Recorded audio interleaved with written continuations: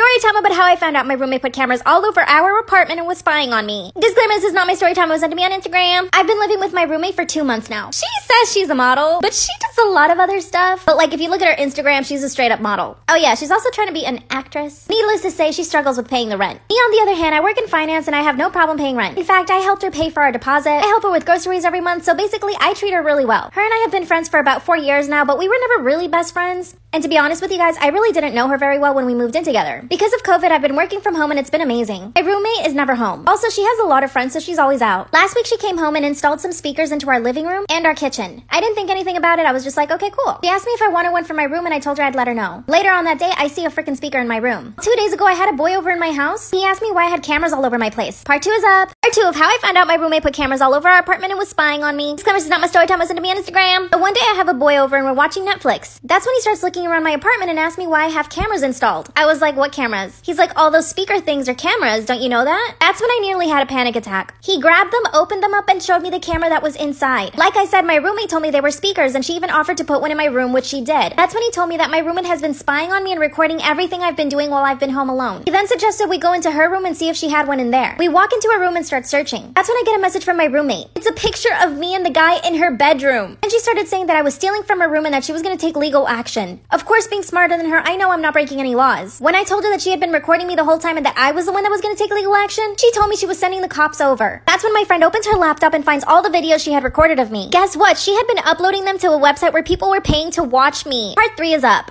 Part 3 of how I found out my roommate put cameras in our apartment to record me and sell it on the internet. Disclaimer, this is not my story time. It was sent to me on Instagram. After I found all the footage on her laptop, I went straight to the cops. The cops came back with me to my apartment and when she arrived, they arrested her. Then she started saying that she had no idea how any of that got there and that the guy that sold the speakers, aka the cameras to her, was just some guy that she met on the street. That she thought she was getting a good deal. She says that he was probably the one that was spying on us. But obviously all the proof is on her laptop. She was selling my videos on 4 websites. And guess what? She was making a lot of money. She only spent 2 nights in jail. Her dad is a pretty powerful guy, so we got her out of jail. Her parents want to give me money so that I won't talk about it again because they say that it's going to ruin her future acting career. I don't know what to do. Should I accept the money and never talk about it again? Or should I expose her? I mean, she's really not famous or anything. I could take the money and expose her later on if she does become famous. But I did reach out to all her old roommates and friends and told them what she did. One of her roommates even told me she did the same thing to her. I'm also considering getting a restraining order. What do you guys think I should do? Story time about how my roommate tried to kill my dog and blame it on me. This is not my story time. It was sent to me on Instagram. My roommate is literally the craziest person I've ever met. It's a freaking nightmare. Wait till you hear everything she's done. Her and I moved in together at the beginning of the year, so we haven't been living together for that long. But before that, I considered her one of my best friends. We would hang out all the time. Oh yeah, and she loved my dog. I had just gotten out of a relationship and I told her I wanted to find an apartment and she suggested we live together, so of course we went and found an apartment. Things were good for the first 2 months. We had movie nights, we would cook for each other, and we would just go about our business without any problems. Luckily, I work from home, so I'm always with my dog. Whenever I have an errand to run, I'll just leave her in my room and she usually sleeps. A month ago, I come home and I hear my roommate yelling at my dog. But my roommate didn't realize I was home. When she saw me, she picked up my dog and pretended that she was just joking. I did not like it at all, so I confronted her and I asked her why she was yelling at my dog. She said she wasn't and that I must have heard wrong. The following day, she went to work and left the door open. My dog was about to run out and we live on a busy street. Part 2 is up.